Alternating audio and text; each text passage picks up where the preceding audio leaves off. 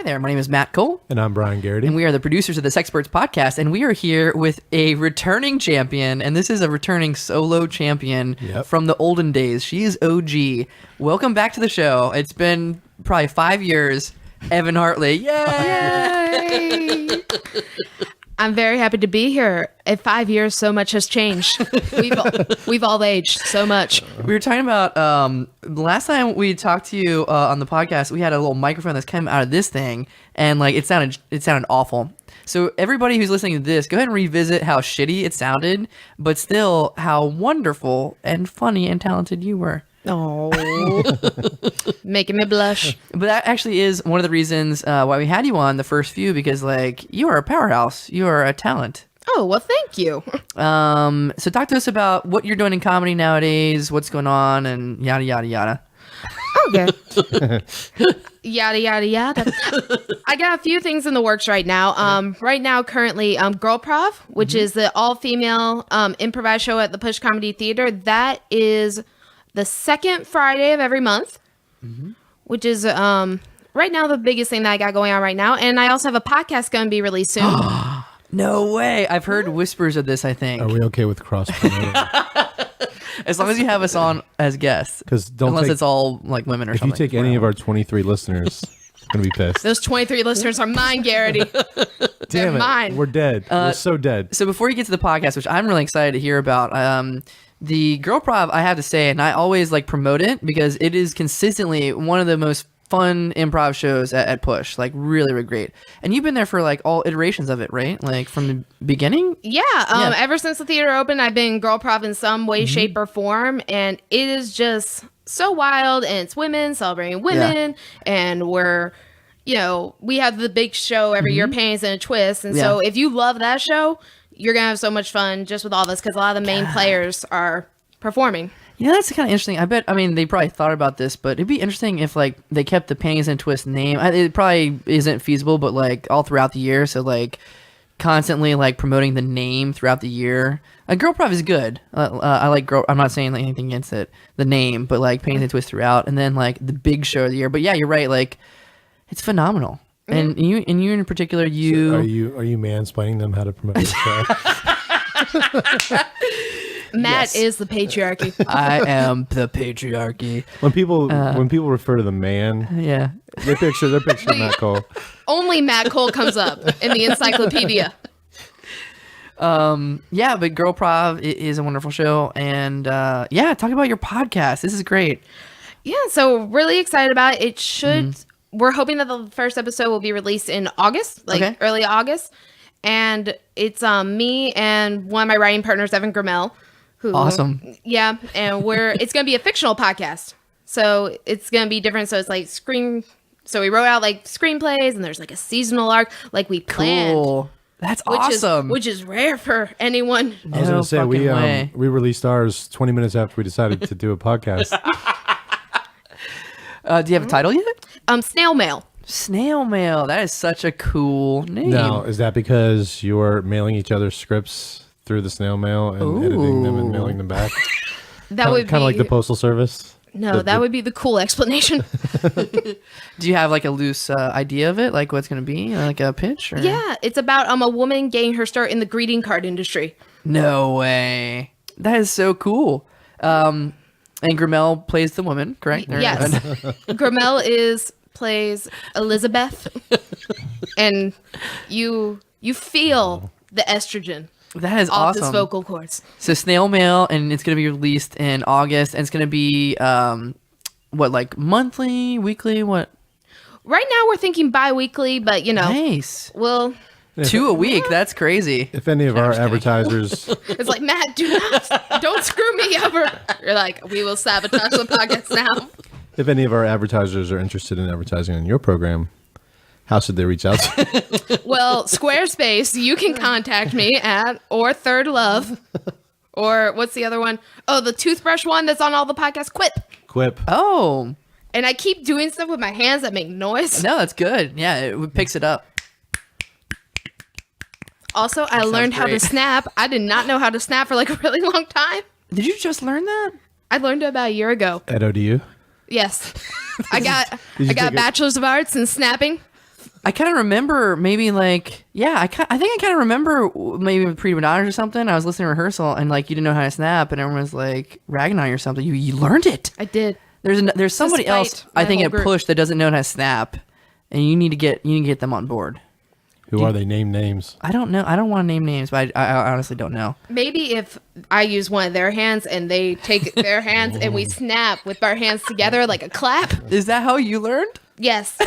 So you know the scene from Ghost where he's at the pottery? It was like that, but someone Swayze-esque teaching me to rub my fingers together correctly. So it's going to be a scripted fictional podcast called Snail Mail. And are you going to play both characters, like all the characters, multiple characters? How's that work? This is great. So we're actually going to have a bunch of people kind of guest star. Guest star. Oh, that's what I was looking for. Well, you know. Like people with their own great mics.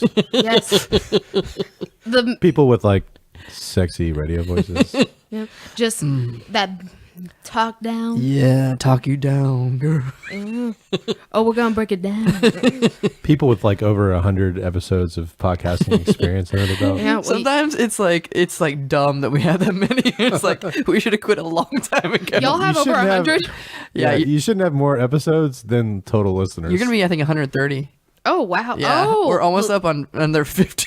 What the fuck are we doing? Lucky number 130. Dirty 130. Yes. And people say I have a fear of commitment. Not when it comes to podcasts. Not when it comes to podcast. I want to have like this shitty. Well, I currently have a terrible track record with the relationships, but I want to like be able to say like for 20 years I've been devoted to Brian. I can't say it with a straight face. I think y'all would be so cute. Why not? Writing partners count. Take these golden mics and learn to podcast. All right, transition. Release the episodes for free. Evan Grimmel and how you guys got hooked up with writing. Talking about writing partners, because you've been working with him in comedy for a while, yeah? Yeah, so when I saw Evan, we met in taking a class at Push, and I saw him, and I was like, I'm either going to really love this guy or hate him with the passion of a million suns. I was like... Because there's just some people that you get that vibe from. I'm like, I'm either going to feel one way or the other, and I'm not going to be like indifferent about this person's existence. And the good news was we ended up getting along and having a weird amount in common, despite the fact that we, on paper, shouldn't have nothing in common. The first time we hung out was at Ruby Tuesdays.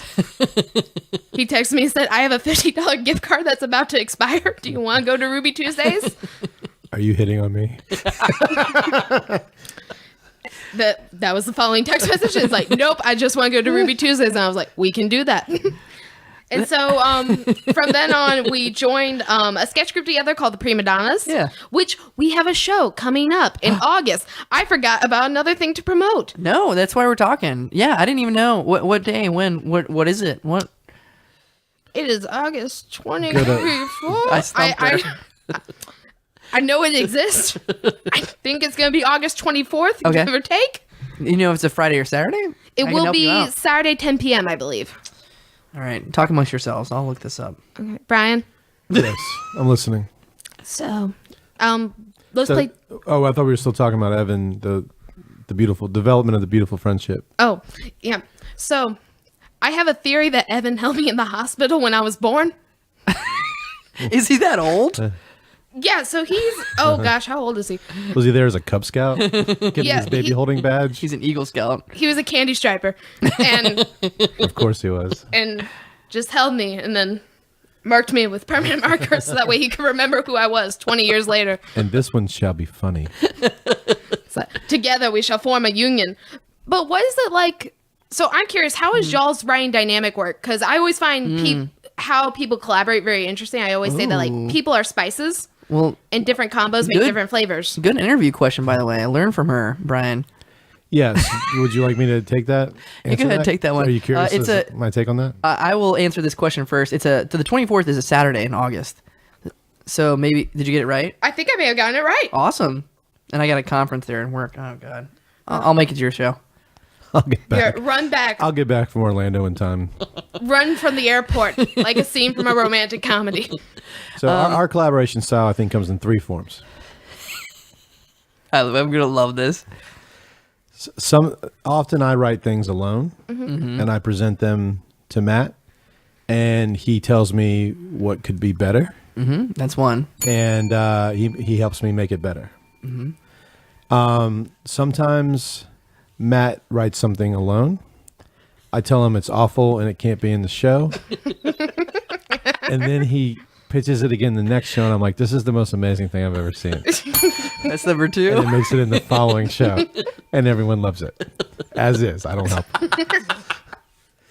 And then sometimes by accident, we create together. We don't really try to create together, but when we're working together, we'll think of something, or he'll pitch a half-baked idea that is just enough for my brain to fill in the picture behind it.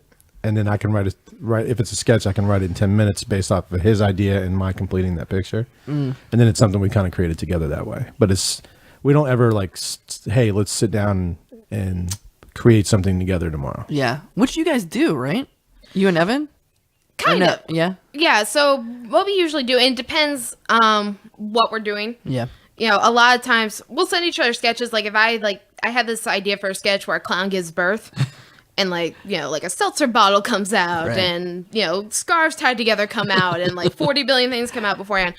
But I wrote that on my phone while watching a Buster Keaton documentary. Oh, nice. And so halfway through the film, I sent it to him, and I was like, "Let me know if this is shit or not." Because a lot of my what was his response? He's like, "Not shit." But there's been some that I've texted him, and what I love about Evan as a creative partner is that he's very honest. Yeah. With me, but not like shutting down ideas. Right. Yeah. Go fuck yourself. Yeah. Yeah, there's been ideas I sent where he's like, I don't think that one's hot.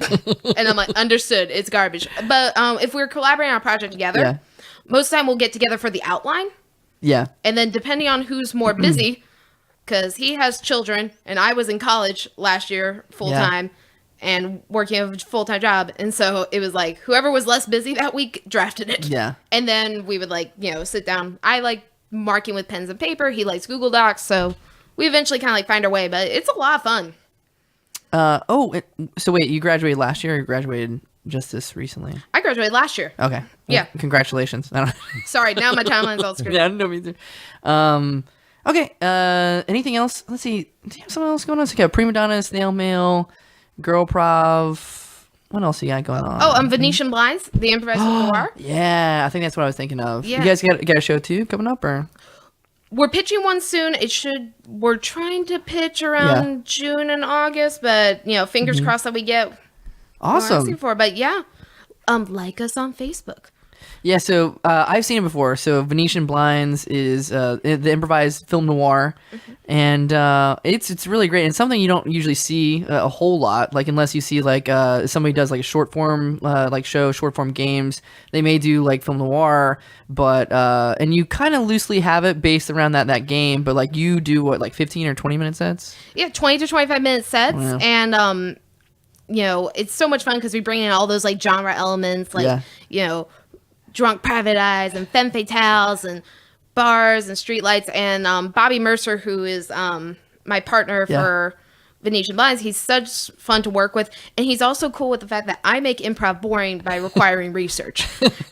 Because I say that I take fun things and I make them dull by being like, here's 40 articles about the history of film noir. And here's 4 movies that we need to watch. And I want notes.